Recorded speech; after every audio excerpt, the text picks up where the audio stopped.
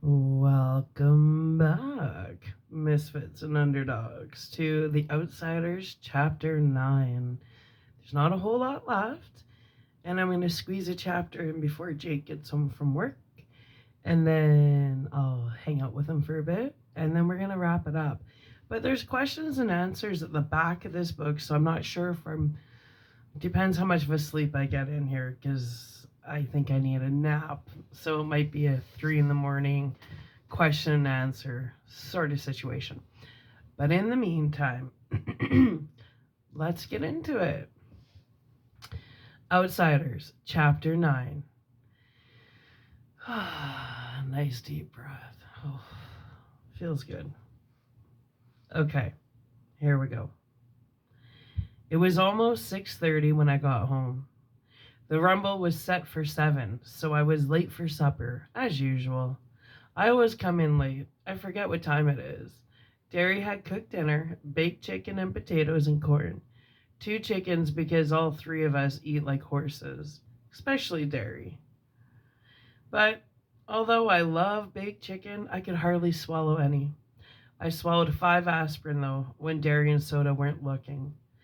I do that all the time because I can't sleep very well at night. Derry thinks I take just one, but I usually take 4.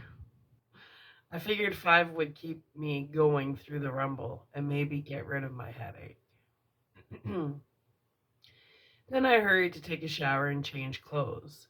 Me and Soda and Derry always got spruced up before a rumble. And besides, we wanted to show those Soshis we weren't trash, that we were just as good as they were. Soda, I called from the bathroom. When did you start shaving? When I was 15, he yelled back. When did Derry? When he was 13? Why? You figuring on growing a beard for the rumble? You're funny. We ought to send you into the Reader's Digest. I hear they pay a lot for funny things. Soda laughed and went right on playing poker with Steve in the living room. Derry had on a tight black t shirt that showed every muscle on his chest and even the flat, hard muscles of his stomach. I'd hate to be the Soshis who takes a crack at him, I thought as I pulled on a clean t shirt and a fresh pair of jeans. I wish my t shirt was tighter. I have a pretty good build for my size, but I lost a lot of weight in Windrixville and it just didn't fit right. It was a chilly night and t shirts aren't the warmest clothes in the world, but nobody ever gets cold in a rumble. And besides, jackets interfere with your swinging ability. Soda and Steve and I had put on more hair oil than was necessary, but we wanted to show that we were greasers. Tonight we could be proud of it. Greasers may not have much, but they have a rep. That and long hair. What kind of world is it where all I have to be proud of is a reputation for being a hood and greasy hair? I don't want to be a hood, but even if I don't steal things and mug people and get boozed up, I'm marked lousy. Why should I be proud of it? Why should I even pretend to be proud of it? Derry never went in for the long hair. His was short and clean all the time. That's because Patrick Swayze was a total hottie. I sat in the armchair in the living room, waiting for the rest of the outfit to show up. But of course, tonight, the only one coming would be Two-Bit, Johnny, and Dallas wouldn't show. Soda and Steve were playing cards and arguing as usual. Soda was keeping up a steady stream of wisecracks and clowning, and Steve had turned up the radio so loud that it almost broke my eardrums. Of course, everybody listens to it loud like that, but it wasn't just the best thing for a headache. You like fights, don't you, Soda? I asked suddenly. Yeah, sure, he shrugged. I like fights. How come? I don't know. He looked at me puzzled. It's action. It's a contest, like a drag race or a dance or something. Shoot, said Steve. I want to beat those Soshis' heads in. When I get in a fight, I want to stomp the other guy good. I like it too. How come you like fights, Derry? I asked, looking up at him as he stood behind me, leaning in the kitchen doorway. He gave me one of those looks that hide what he's really thinking. But Soda piped up. He likes to show off his muscles. I'm going to show 'em off on you, little buddy, if you get any mouthier. I digested what Soda had said. It was the truth. Derry liked anything that took strength, like weightlifting or playing football or roofing houses, even if he was proud of being smart too. Derry never said anything about it, but I knew he liked fights. I felt out of things. I'll fight anyone anytime, but I don't like to. I don't know if you ought to be in the rumble, Pony, Derry said slowly.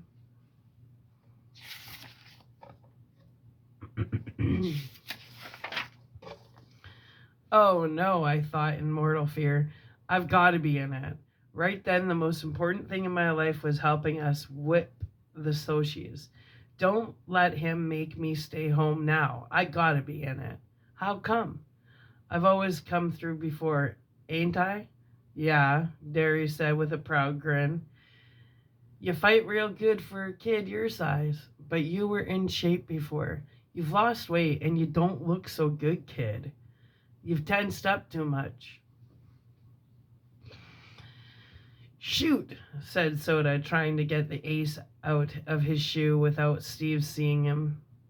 We all get tensed up before a rumble. Let 'em fight tonight. Skin never hurt anyone. No weapons, no danger. I'll be okay, I pleaded. I'll get hold of a little one, okay? Well, Johnny won't be there this time. Johnny and I sometimes ganged up on one big guy. But then Curly Shepherd won't be there either, or Dolly, and we'll need every man we can get.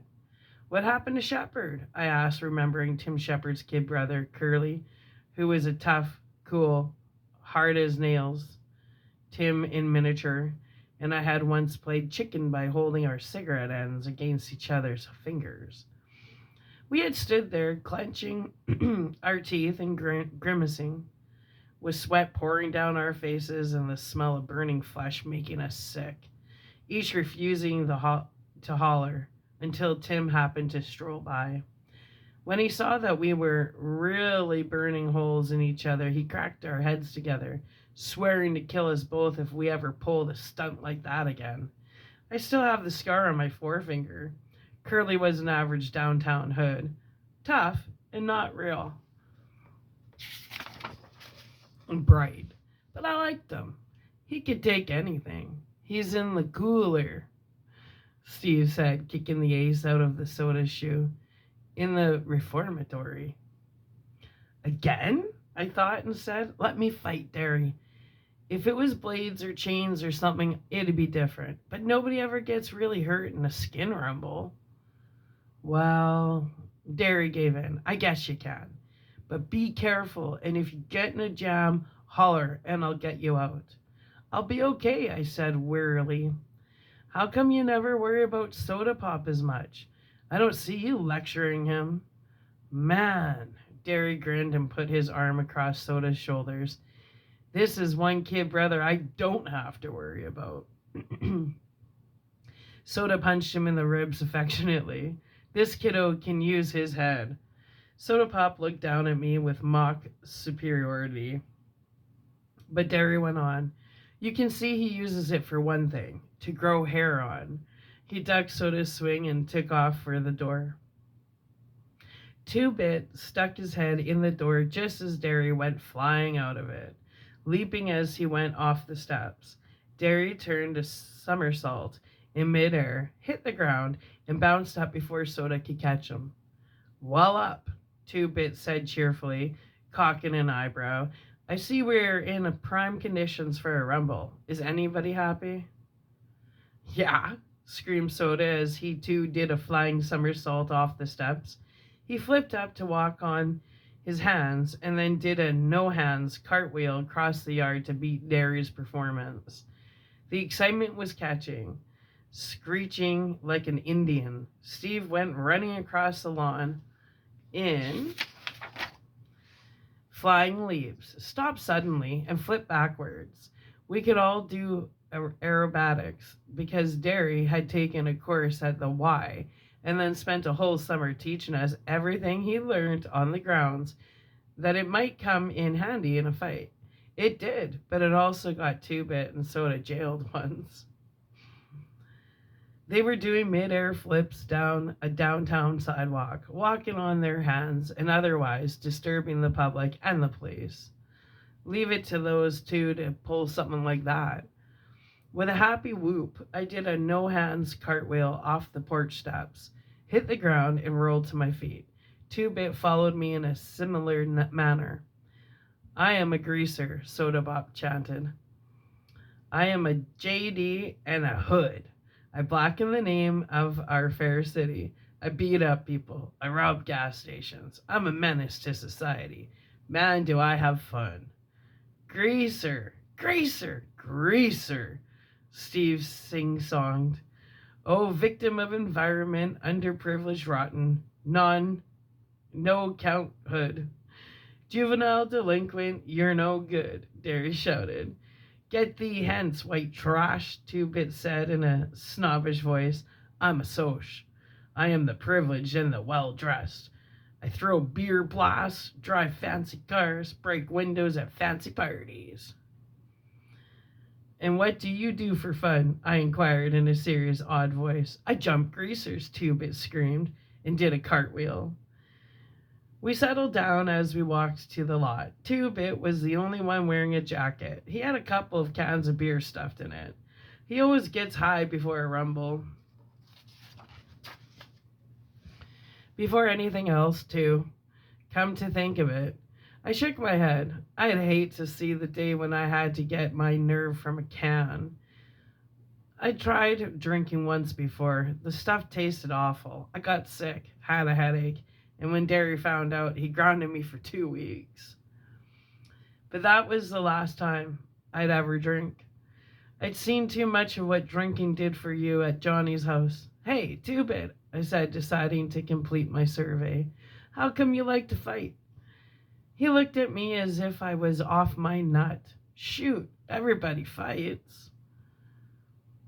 If anybody jumped in the Arkansas River, oh, Two-Bit would be right on their heels. I had it then. Soda fought for fun, Steve for hatred, Derry for pride, and Two-Bit for conformity.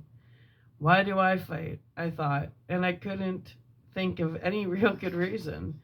There isn't any real good reason for fighting except self-defense, right?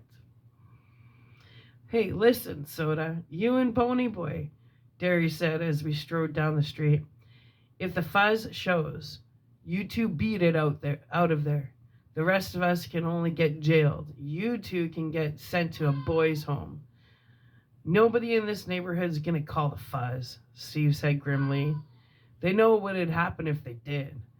All the same, you two blow at the first sign of trouble. You hear me? You sure don't need an amplifier, Soda said, and stuck out his tongue at the back of Derry's head.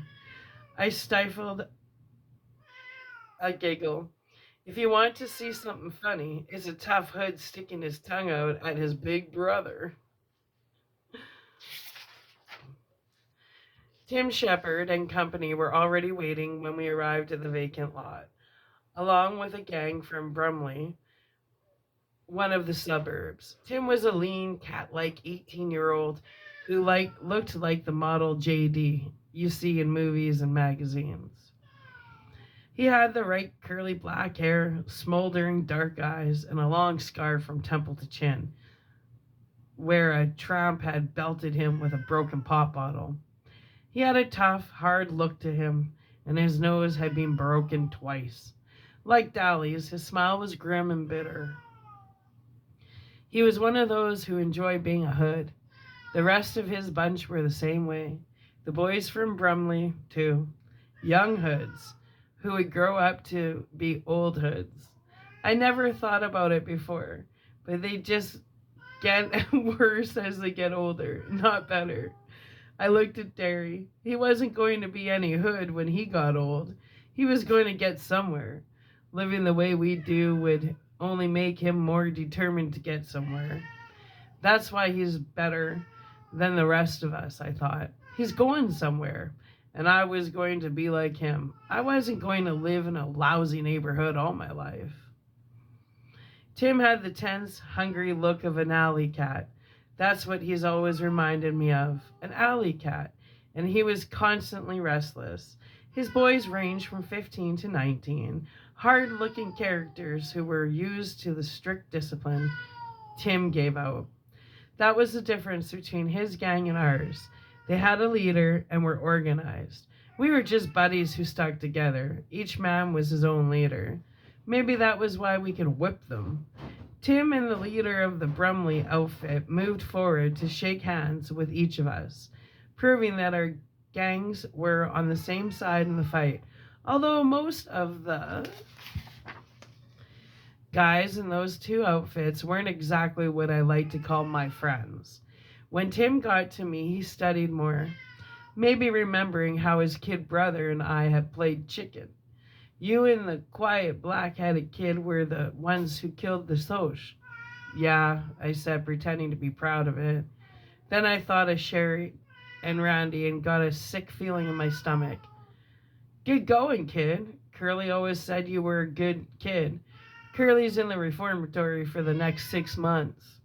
Tim grinned ruefully, probably thinking of his roughneck, hard-headed brother. He got caught breaking into a liquor store, the little. He went on to call Curly every unprintable name under the sun, in Tim's way of thinking terms of affection. I surveyed the scene with pride. I was the youngest one there. Even Curly, if he had been there, had turned 15, so he was older than me. I could tell Derry realized this too, and although he was proud, I also knew he was worried. Shoot, I thought.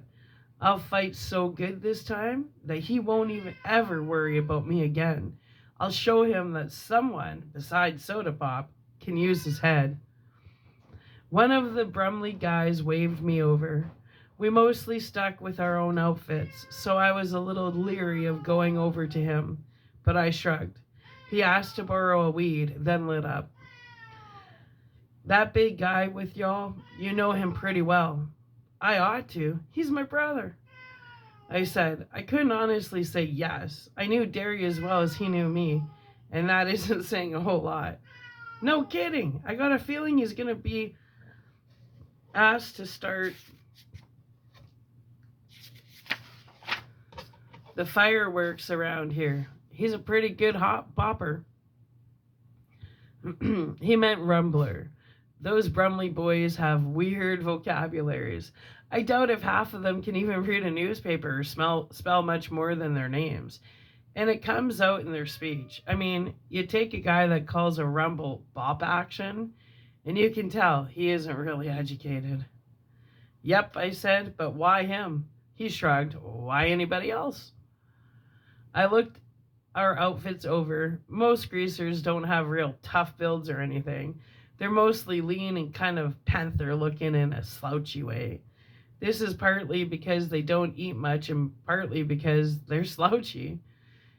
Derry looked like he could whip anyone there. I think most of the guys were nervous because of the no weapons rule. I didn't know about the Brumley boys, but I knew Shepard's gang were used to fighting with anything they could get their hands on. Bicycle chains, blades, pop bottles, pieces of pipe, pool sticks, or sometimes even heaters. I mean, guns?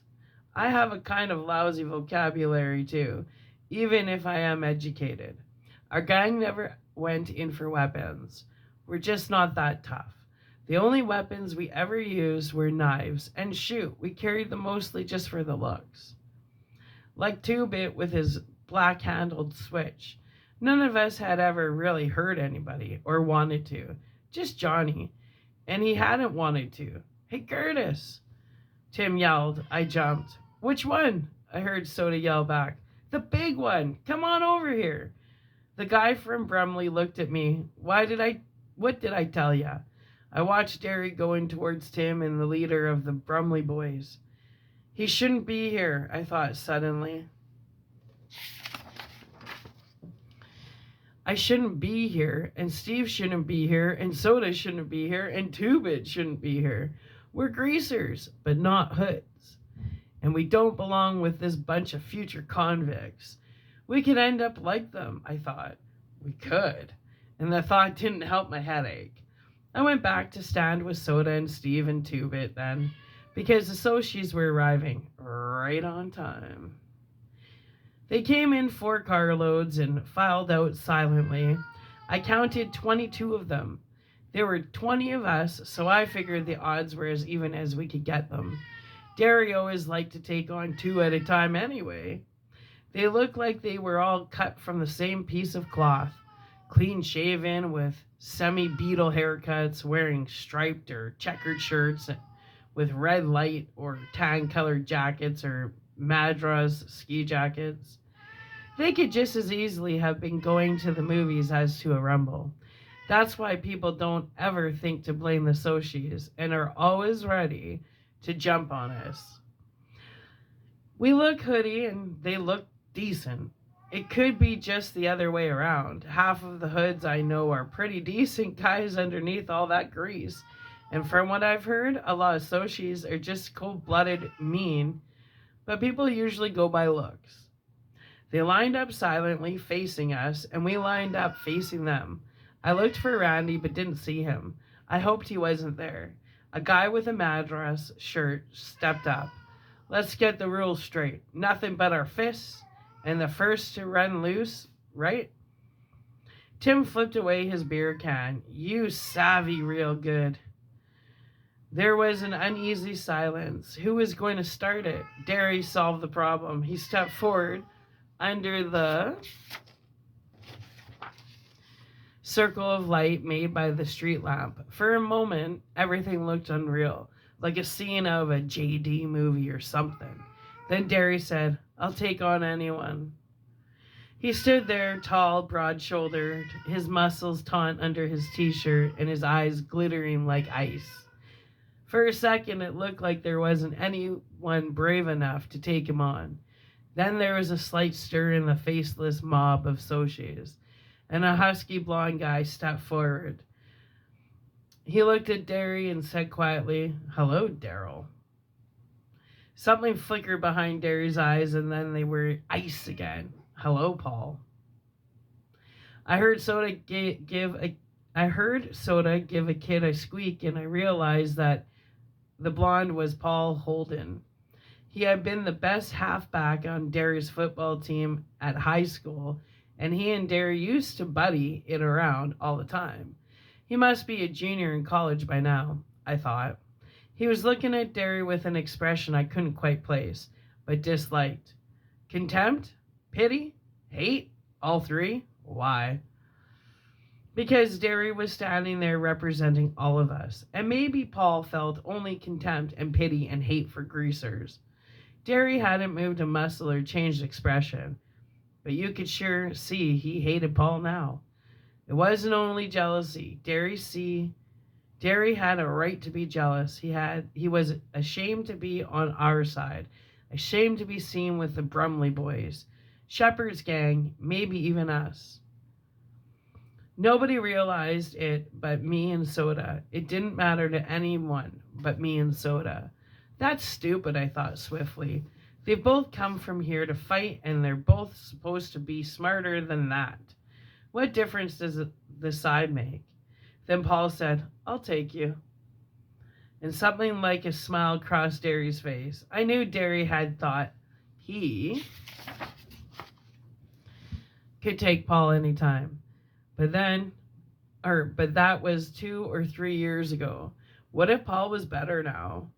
I swallowed. Neither of my brothers had ever been beaten in a fight, but I wasn't exactly itching for someone to break the record.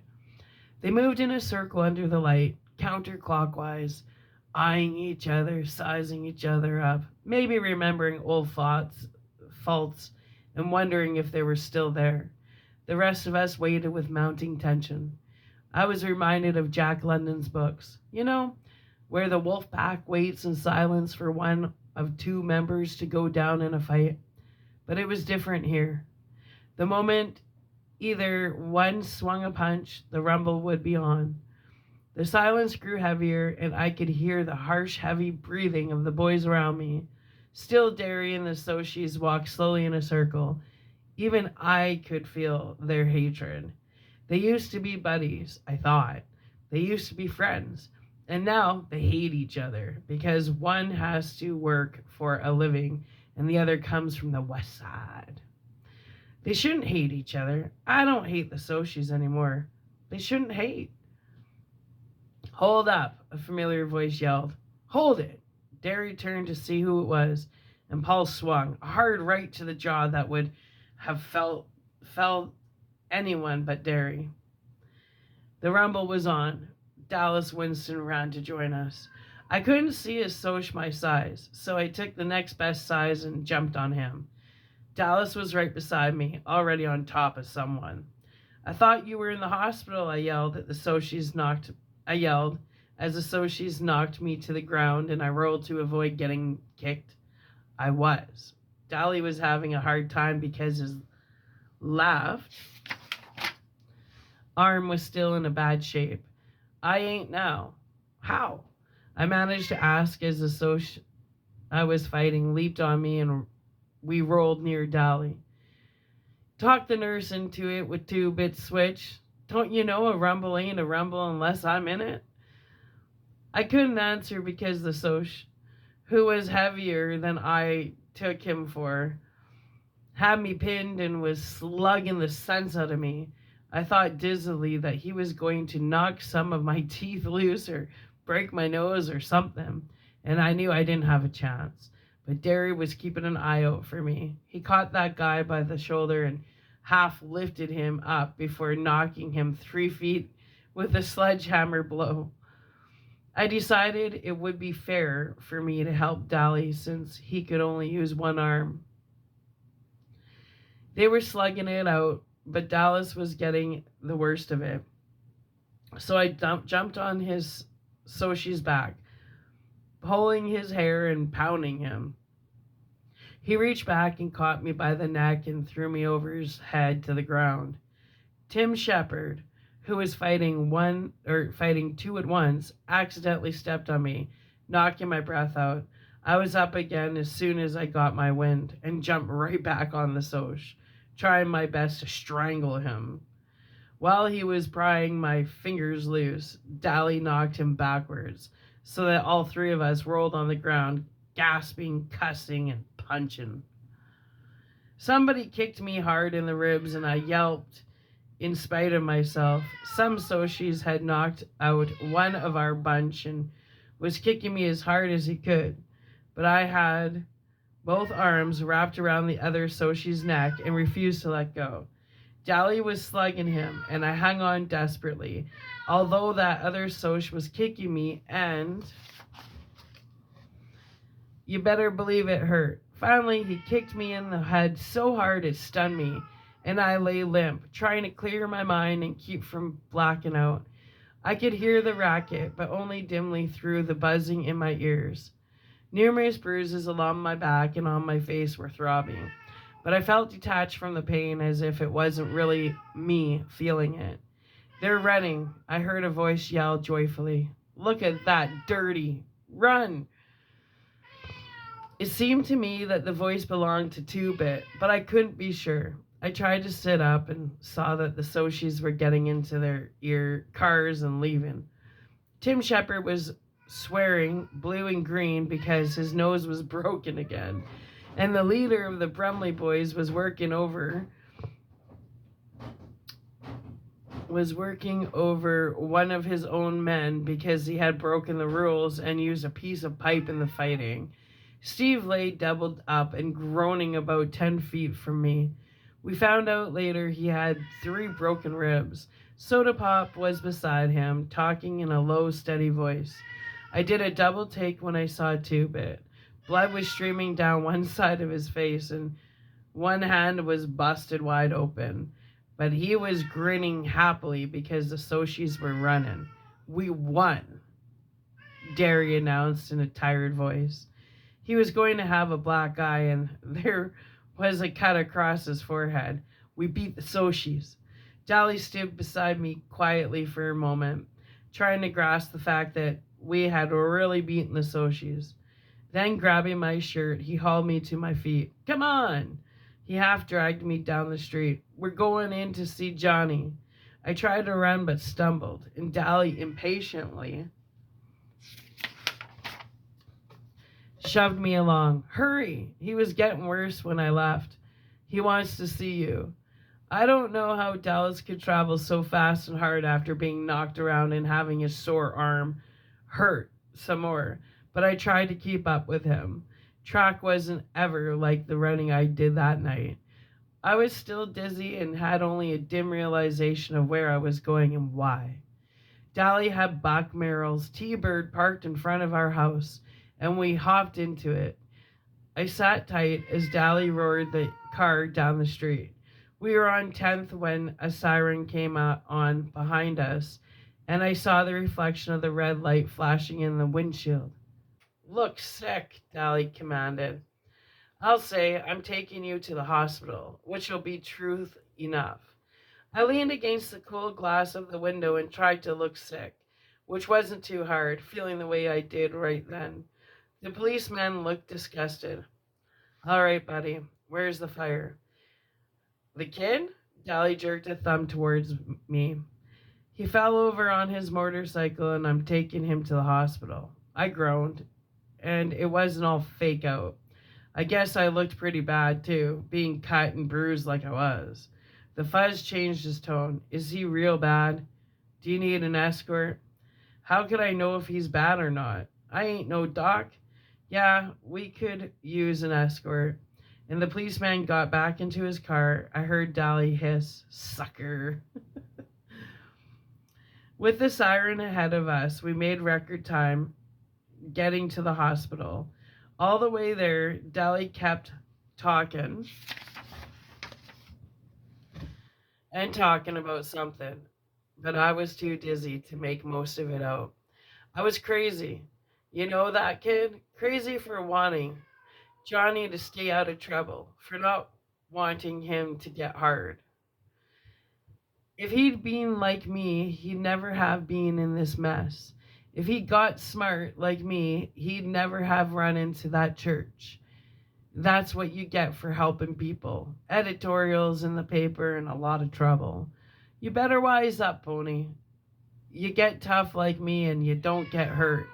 You look out for yourself and nothing can touch you. He said a lot more stuff, but I didn't get it all. I had a stupid feeling that Dally was out of his mind. The way he kept raving on and on, because Dallas never talked like that. But I think now I would have understood if I hadn't been sick at the time.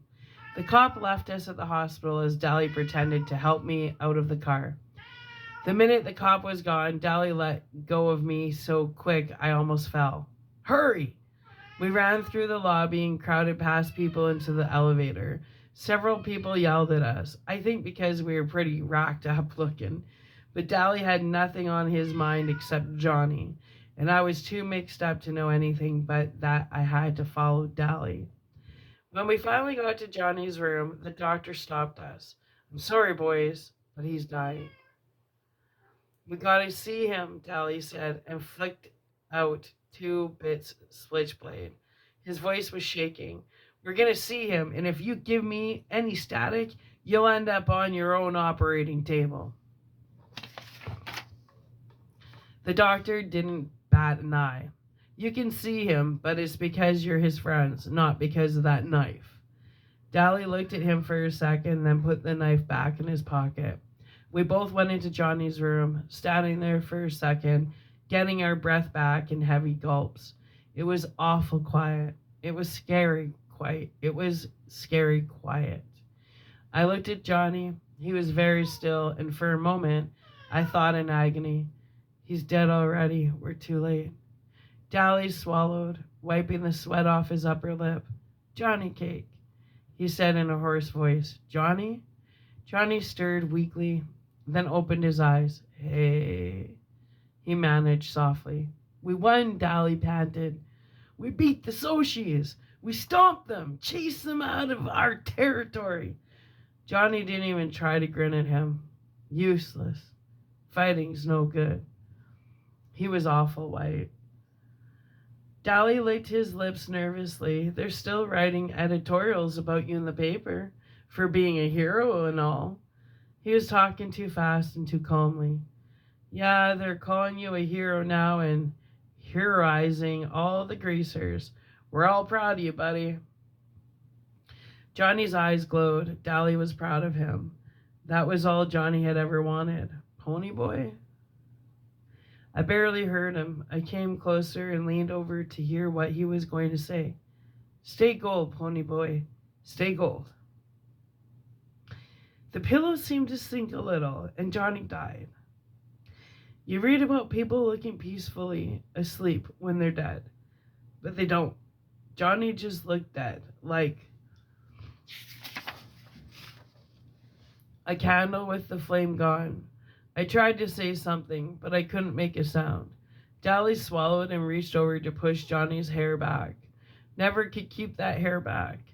That's what you get for trying to help people, you little punk. That's what you get. Whirling suddenly, he slammed back against the wall. His face contracted in agony, and sweat streamed down his face. Damn it, Johnny, he begged, slamming one fist against the wall, hammering it to make it obey his will. Oh, damn it, Johnny. Don't die. Please don't die. He suddenly bolted through the door and down the hall. I always cried during that part of the movie.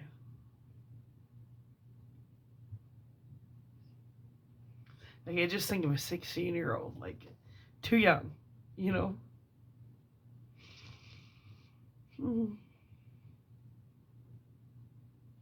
Anyway, I'm going to upload this, and we're going to come back, and we're going to get into chapter 10. And I'll just keep crying, because unless you don't have a heart, this is a pretty sad story. All right, so thanks for joining me, Underdogs and Misfits. Come back for chapter 10, and we're going to start wrapping this book up. I know, I'm just a crybaby. Okay, I love you. Bye.